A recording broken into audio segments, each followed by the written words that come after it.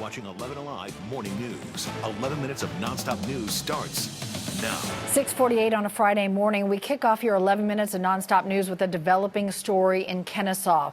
Police are investigating an early morning shooting at a subdivision on McGuire Drive. We're working to learn more about who was hurt. We'll bring you updates as they come in. Before the end of the day, we expect to know if a judge will remove Fulton County DA Fonnie Willis and a special prosecutor from the election interference case. 11 Alive's Yuri Carnes is at the Fulton County Courthouse with more on this looming decision. Well, good morning. All eyes will be on the Fulton County Courthouse today as Judge Scott McAfee prepares to render his decision concerning District Attorney Fonnie Willis and the future of the case against former President Donald Trump. The main issue here is whether or not Willis's romantic relationship with Special Prosecutor Nathan Wade amounts to a conflict of interest. Defense attorneys argue that the appearance of a conflict warrants removing Willis and Wade from the case involving the former president. Willis's lawyers insist defense attorneys have to provide a high standard of proof of an actual conflict, and they say that has not happened. Judge Scott McAfee will also rule on whether to hear from more witnesses concerning motions to remove Willis and Wade from the Trump case. Back to you. All right, we'll stream anything that happens on our 11 Alive Plus app. This morning, the search continues for two more people wanted in connection to the shooting death of 3-year-old Kyron Zarkos in Athens. Kyron died last Friday night when stray bullets came into their home. His mother tells 11 Alive he was watching a movie. Police arrested and charged 16-year-old Jaden Brown and 17-year-old Julian Cubeos. They're still searching for 18-year-old Dakias Eccles and 22-year-old Desmontres Mathis. If you have information that can help, please call police.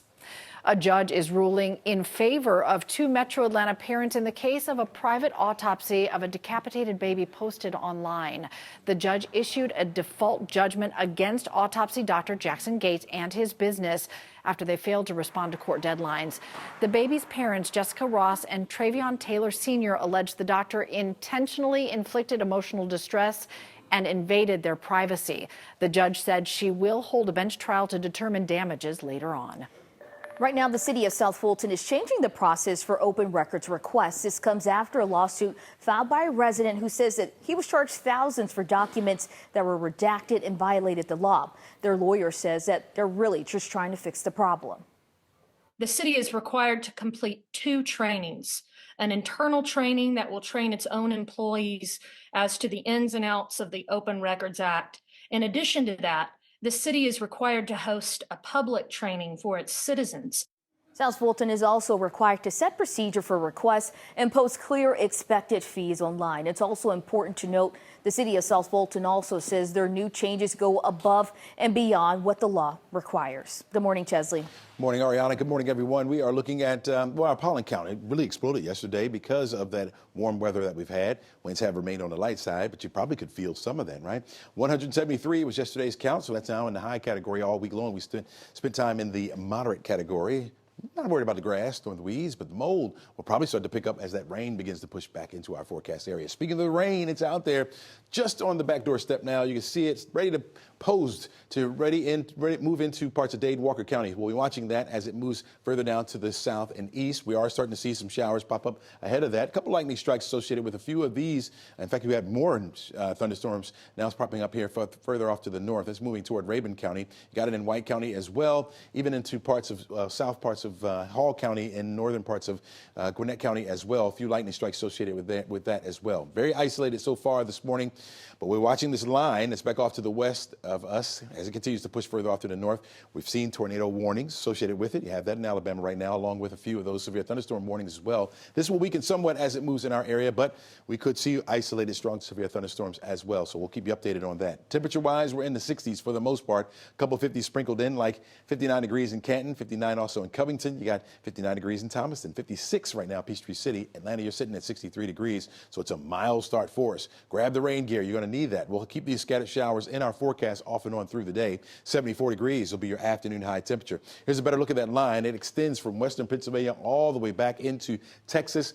This will continue to push through ahead of a front that's going to make its way into our area. So that's why the storms will stay in the forecast, or at least the chance for showers will remain in the forecast through the day today. High pressure down here to the south will continue to scoot over toward the east, getting out of the way. There is a marginal threat for severe weather, or a level 1 threat for severe weather for today. That means isolated strong severe thunderstorms are possible. Moderate as far as the rainfall goes, heavy rainfall, and then you're looking at moderate as far as the damaging winds. We could see a few of those and some of those isolated showers and thunderstorms that pop up in our area. Low threat for tornadoes, low threat for hail for today. That rain could add up to about an inch in some spots, especially up here to the far northwest, where it will move in first and then make its way down toward the metro area. You see that timing right around 9 o'clock or so. Will make its way into our forecast area, and then by the time we get to noon, we'll make its way down toward the Atlanta area. A few embedded thunderstorms are possible this afternoon. Once we get toward the evening, that's when we'll start to see it begin to taper off. We'll keep the clouds in place for Saturday and Sunday as well, with low threats for the rain. Notice the temperature goes down as well, down to around 60 degrees to start off the work week on Monday. By Tuesday, a 34-degree start with 58 for the high for the first day of spring. Will rebound for the middle of next week. A live look at the world's busiest airport, where a Delta flight is under investigation by the FBI. The Delta flight was on its way to New York from Dallas when it was diverted here to Atlanta.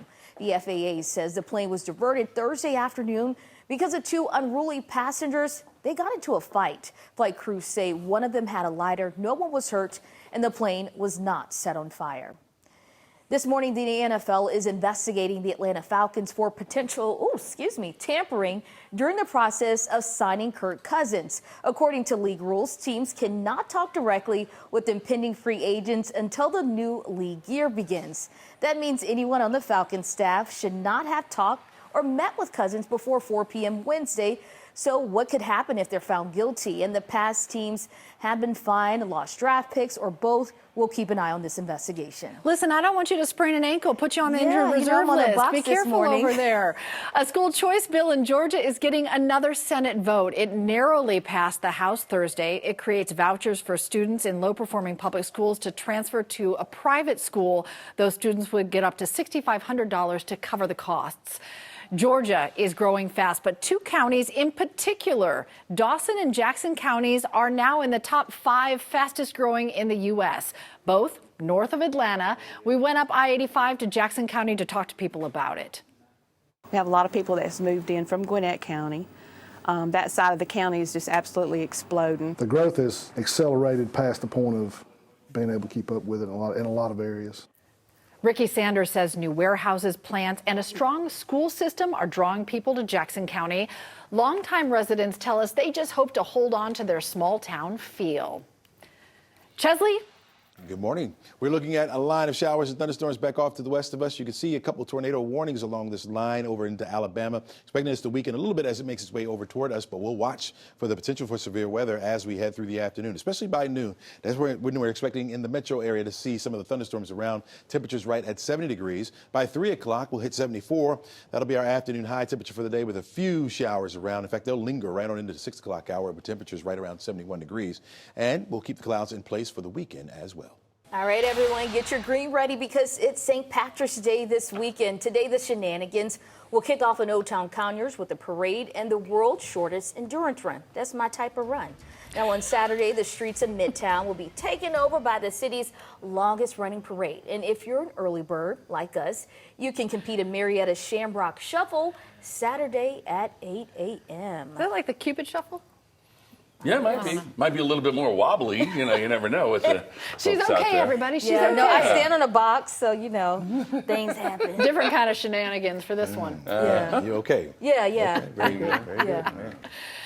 All right, listen, if you drive past the airport before the sun comes up, you should notice that the actual tower is green for St. Patty's Day. Oh, cool. You know, so they're in the festivities. What about the King and Queen building in Sandy Springs? I mean, that's my nape of the way, and I'm going to be out and about, even though I'm more Scottish. This is my tartan right here for Clan Buchanan. I'm more Scottish, but we are no strangers to a celebration.